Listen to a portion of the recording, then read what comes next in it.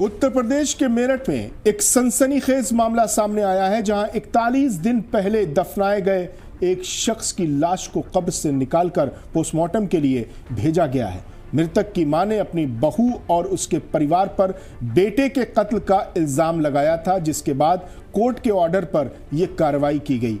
नईमुद्दीन का इंतकाल 7 जनवरी को हुआ था और 8 जनवरी को उन्हें दफनाया गया था।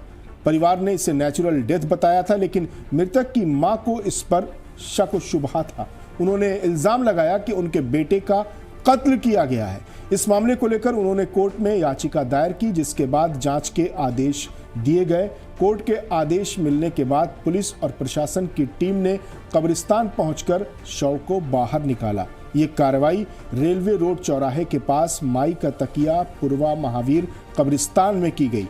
शव को पूरी कानूनी प्रक्रिया का पालन करते हुए बाहर निकाला गया और पोस्टमार्टम के लिए भेज दिया गया। अब इस बात का पता लगाने के लिए पोस्टमार्टम किया जाएगा कि नईमुद्दीन की मौत नेचुरल थी या फिर उनका कत्ल किया गया था।